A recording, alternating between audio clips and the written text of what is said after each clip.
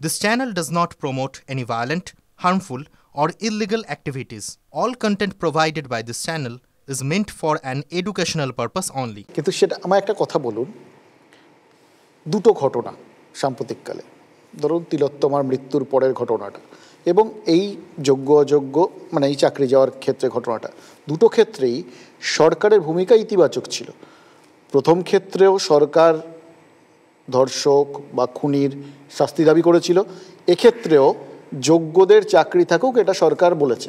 দুটো ক্ষেত্রেই মানুষজনের আমি আরজি করে ঘটনা নিয়ে এটা নিয়ে এত চর্চা হয়েছে, এটার মধ্যে আমি ডুববো না, ঠিক আছে? আমি আমার দপ্তরে আমি ওটাতে ঢুকতে বলছি, আমি আমার দপ্তরে কনফাইন থাকতে চাই। বেশ, আমি শুধু একটাই বলার চেষ্টা করছি, যেহেতু এন্ড অফ দ্য ডে আপনি এখন রাজনৈতিক ব্যক্তিত্বও বটেন, কোথাও গিয়ে সেখানে যেরকমভাবে মানুষজন নেমেছিল, কিছু স্বতঃস্ফূর্ততা ছিল, কারণ তখন কোনো রাজনৈতিক বিরোধিতাও ছিল না, আপনাদেরও সেটা কখনো বিরোধিতা করেননি সেটার ক্ষেত্রে। এক্ষেত্রেও আমরা আজকেও যত লোক দেখছিলাম যারা নেমেছেন রাস্তায় আর কি, কোথাও গিয়ে সাধারণ মানুষ এটার সঙ্গে সম্পৃক্ত হয়ে যাচ্ছেন, বিচলিত হচ্ছেন মনে হচ্ছে আপনার? আমার মনে হয় যে এর মধ্যে অনেকেই শিক্ষকদের বাইরে রাজনৈতিকভাবে তাদের পক্ষ আছে এবং সে পক্ষটা তৃণমূলের পক্ষে নয়। সেটা আরজি করার ক্ষেত্রেও অনেককে দেখে আমার মনে হয়েছে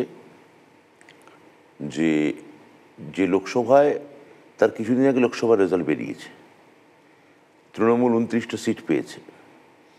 বাংলাদেশে তারপর ওই রকম একটা ঘটনা ঘটেছে 5ই আগস্ট। বাংলাদেশের ঘটনাটা একটা বড় ইম্পেটাস ছিল আমার মনে হয়েছে।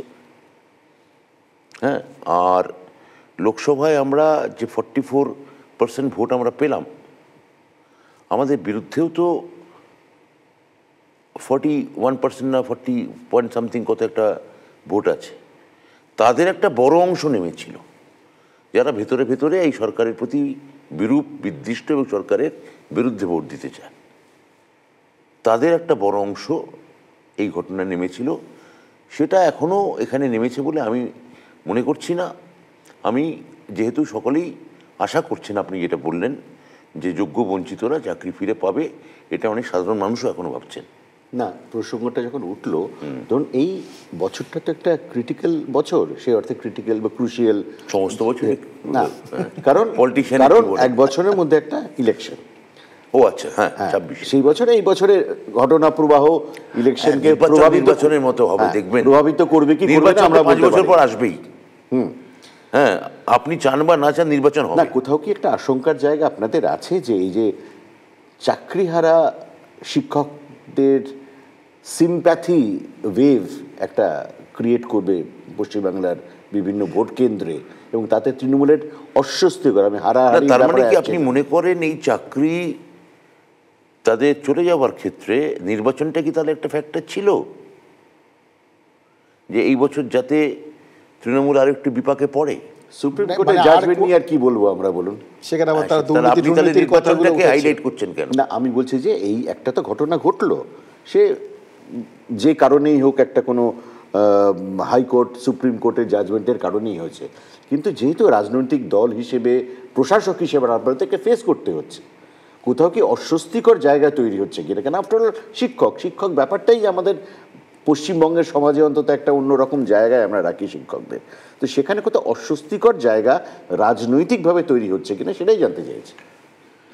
রাজনৈতিকভাবে অস্বস্তি তো এটা তখন থেকেই আছে যখন থেকে এটা আমাদের নিয়ে গ্রেপ্তারি, তদন্ত, হ্যাঁ, এই প্যানেল বাতিল, আমাদের সুপ্রিম কোর্টে যাওয়া, মানে একটা বড় সময়ের অংশ জুড়ে কিন্তু একটা বড় টানাপোড়েন চলেছে।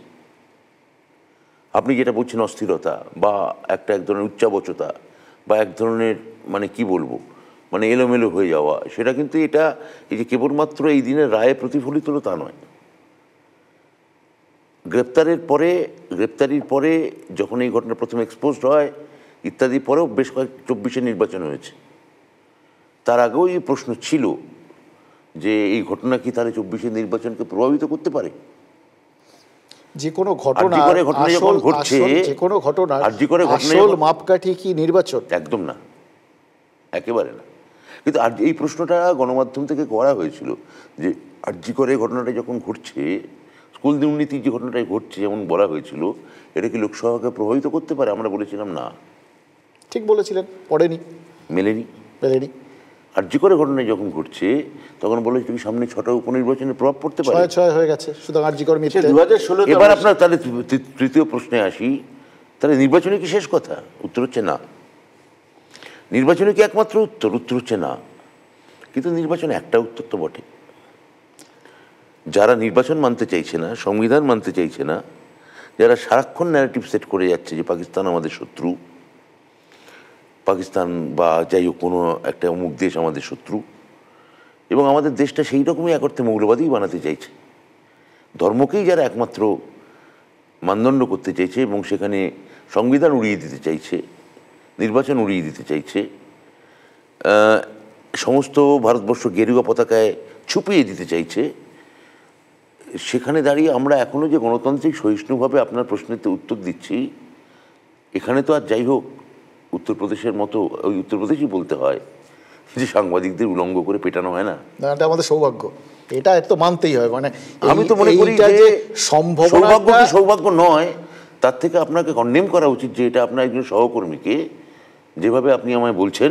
আমরা অবশ্যই করেছি এইগুলো নিয়ে সংবাদ মাধ্যমের কোনো, দুদিন আগে আমার সংবাদ মাধ্যমের আমার সহকর্মীর কলার ধরা হয়েছিল, সেটাও কন্ডেম করেছি, খুব খারাপ। হ্যাঁ, কিন্তু এটাকে দেখিয়েছেন আমার মনে হয়। হ্যাঁ দেখিয়েছি, সব কটা দেখিয়েছি আমরা। এই উত্তরপ্রদেশের ঘটনাটা দেখিয়েছেন একদম, হ্যাঁ আমরা সব কটা দেখিয়েছি, মানে শো হয়েছে, ঘটনাচক্রে একদম আলোচনা হয়েছে। আমি এটা অন্য জিনিস বলি, সেটা হচ্ছে যে আপনি এর আগে যখন ওই আদালতের রায় ঠাই আর কি দুর্নীতির প্রসঙ্গগুলো এসেছিল, বিচারকদের কথা আপনি বলছিলেন, তখন আপনি বলছিলেন যে এটার মধ্যে, তখন আপনাকে বোধহয় কেউ প্রশ্ন করা হয়েছিল যে আগে অতীতে যে এটার মধ্যে এই চাকরি চুরি ফুরি এই সমস্ত নিয়ে কোনো আপনি সিনেমা বানাবেন কিনা বা কিছু, আপনি বলছেন সিনেমাটিক এলিমেন্ট পেলে করবেন, এখনও কি যথেষ্ট পেলেন?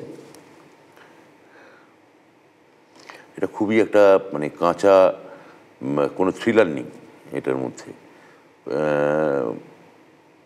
খুবই একটা রগরগে একটা মানে মেলোড্রামা, কারণ এর মধ্যে নানা রকমের এলিমেন্ট আছে। এমন এর মধ্যে সিনেমার এলিমেন্ট, মানে আমি যে ধরনের সিনেমা বানাতে চাই তার এলিমেন্ট আমি অন্তত পাইনি। এই রাজনীতির থেকে ফের একবার শিক্ষকতায় ফিরে যাওয়ার, আর ফিরবো কোথায় বলুন না, আপনি তো জানেন আমি ভলেন্টারি রিটায়ারমেন্ট নিয়ে ফেলেছি। কোনো জায়গায় কোথাও পড়ে ইচ্ছা আছে যদি কোনো ক্লাস নিতে কেউ ডাকে, আর ডাকবে বলে মনে হয় না, কিন্তু যদি কেউ অন্তত অভিনয় বা থিয়েটার বা কোনো ক্লাস নিতে ডাকে আমার করানোর ইচ্ছা আছে। আমার শেষ প্রশ্ন, অমৃতাংশু থাকতে পারে, শেষ আমার শেষ প্রশ্ন, যে এই যে 2.5 ঘন্টার মিটিং, এটা তো টেনশন।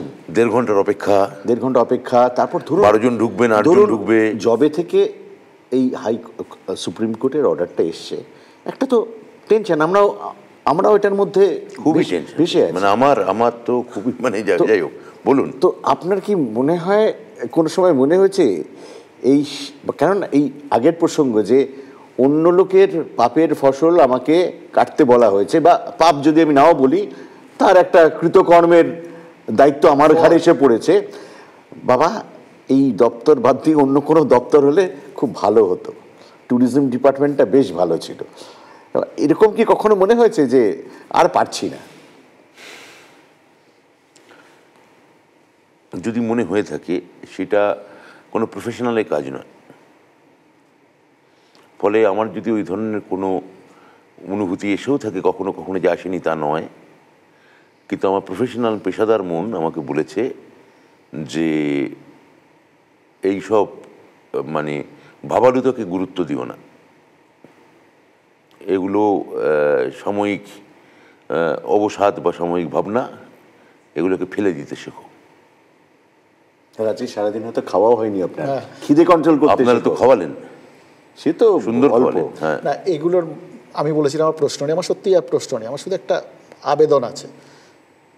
দেখুন আমরা অনেক কিছু অনেক বিষয় নিয়ে ডাইনে বায়ে তো কথা বললাম, যেখান থেকে শুরু করেছিলাম, সত্যি অসংখ্য মানুষ এখনও টিভির সামনে বসে আছেন খুব ডেফিনিট একটা আপনার কাছ থেকে বক্তব্য শোনার, তারা তাদের হয়তো কারুর স্ত্রী কারুর বাচ্চা সবাই মিলে বসে আছেন, পরপর 26,000 ফ্যামিলি, এটা একটা মারাত্মক একটা কিছু আপনার কাছ থেকে পজিটিভ শোনার জন্য বসে আছেন, আপনি কি বলবেন? আমি আশাবাদী, আমি